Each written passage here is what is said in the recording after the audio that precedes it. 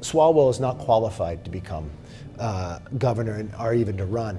I think it's going to be competitive. People haven't really talked about this mayor from San Jose. I think he's going to have some resources. It's going to be interesting, a new take. And we won the majority. We beat 63 Democrat incumbents that year in 2010.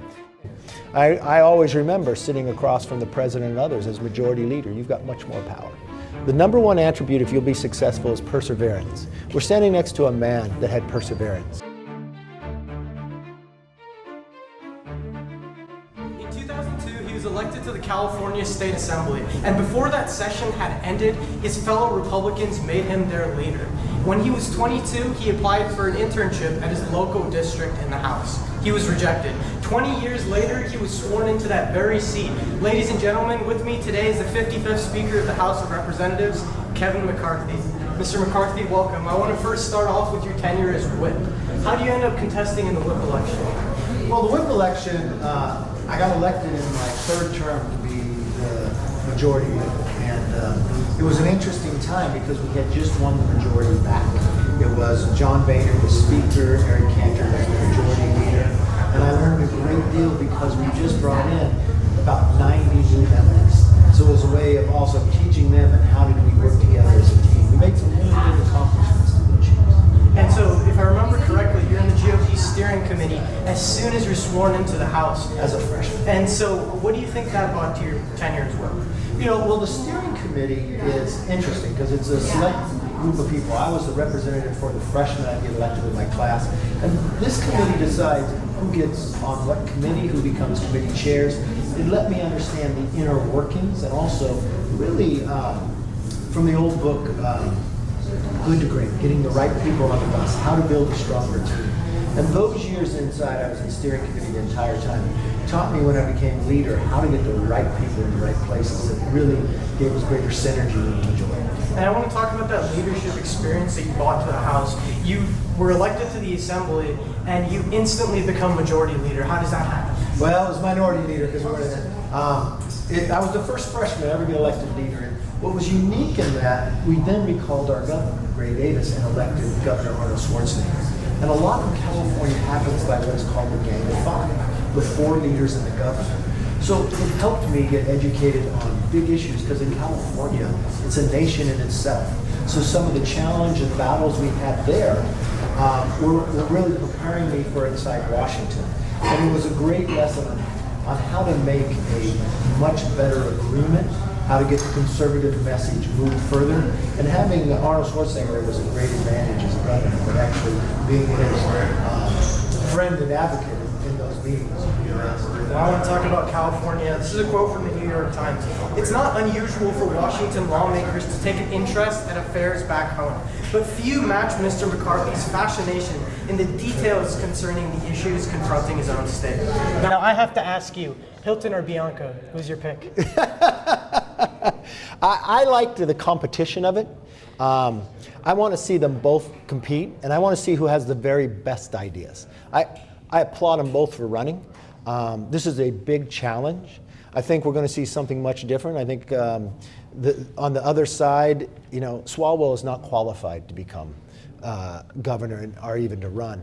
I think it's going to be competitive. People haven't really talked about this mayor from San Jose. I think he's going to have some resources. It's going to be interesting, a new take. But I think California really wants to go in a new direction.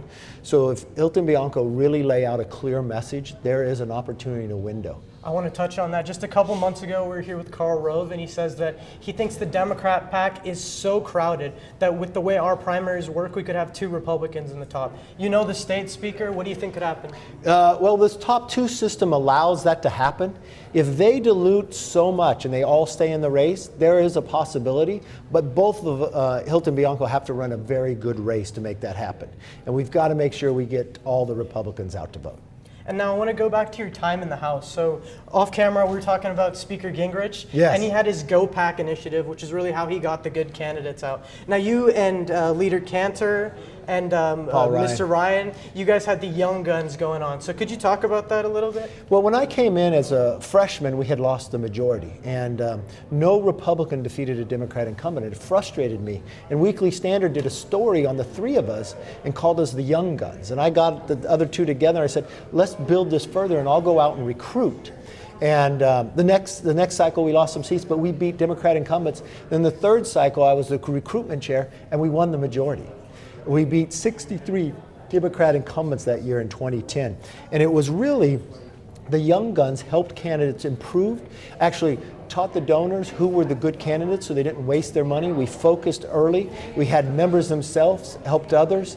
It's the most successful recruiting program we've ever had. There's still sitting more than 200 members in the House and the Senate that came through the Young Guns program. Unfortunately, this new leadership stopped it. So I don't know how well that'll play out. Well, I really want to talk about that closely. There's much less competitive districts in the country now than when you were leader. But you had a unique ability to find these candidates who were really diverse, who were not what the Republican Party generally tended to pick, and you ended up making much bigger gains. What do you think that we need to reform, we need to restructure in the terms of how we look at House elections? Look, I'm really fortunate. I am the only Republican leader that always won seats in every election. And what happened, when I became leader, Nancy Pelosi became speaker.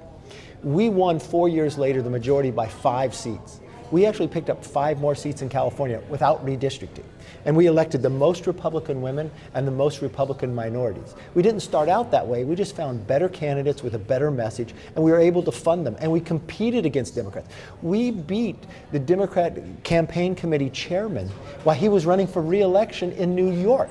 And it's not a Republican seat. This is where Hillary Clinton and Soros lives. Mike Lawler beat him. So we were systematic, we were smart, we were strategic, and we got good candidates. And we made sure to find the very best candidates in the right districts, and we funded them. I want to touch on something here again. Now, this is pretty grand, but you've been called the greatest fundraiser the Republican Party ever had. What do you think it's so special about you in selling the dream? I think the only thing is a good message and good candidates, people want to help you.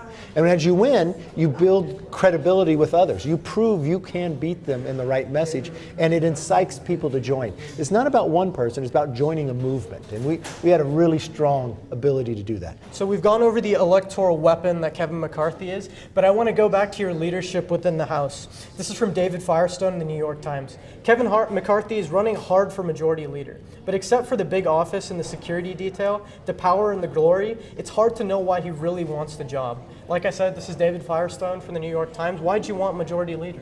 Well, the thing I found is majority leader manages all the committees, determines the calendar on the floor, determines what comes forward. My frustration from behind, seeing not getting the right message out. That writer really doesn't understand the structure of Washington. The majority leader is a very tough position. It also gave me a greater training ground to ever become speaker, to understand the committees, understand the makeup, how to work with members themselves and empower them to get the bills actually through. It also has to deal with the Senate, which a lot of times the battle is not just in the House, it's with the Senate once you get the bill through. And it gives you that ability to be at the table. I always remember sitting across from the president and others as majority leader. You've got much more power. Mm-hmm. So I want to move on to your time as speaker. Obviously you take 11 ballots, historic. 15. It's never happened before. Not since the Civil War. So how do you think that changed your leadership style? How you took from Gingrich? Well, you can't give up. You know, Angela Duckworth, a professor at Penn, has a great book called Grit. The number one attribute if you'll be successful is perseverance. We're standing next to a man that had perseverance. He had perseverance and such belief in the idea of individuals, and the freedom, the greatness of our country. He never gave up. The Soviet Union, people would give up before. Inflation, all the challenges he faced, he was always a happy conservative because he knew his principles got people more freedom. I knew at the end of the day I was best prepared to be speaker. I knew why those who were trying to oppose me for their own personal gain was not right. And we were able to hold the ground. It also showed the strength of our coalition. No one's ever been able to weather that in modern times since the Civil War. I don't know if someone would be able to do it again today. But I was proud to be able to go through that. You know, I'm a little Irish and Italian, so 15 rounds, I guess we're going to get used to it. And I want to get back to one closing message to our audience today. It's the 115th birthday of Ronald Reagan. What do you think Americans need to remember about Ronald Reagan today? I think they should remember like 3 lessons that Reagan would teach us. Peace without freedom is meaningless. Believe in the individual, trust the individual. And America's too great for such small visions. This man understood what the shiny city on the hill meant, and he empowered people to do things, extraordinary things they didn't think of. We are sitting today in the greatest nation in the world for some of the reasons because of him, recharting a course for this America, and we should take those lessons and apply it to a changing future. Thank you, the 55th Speaker of the House, Kevin McCarthy.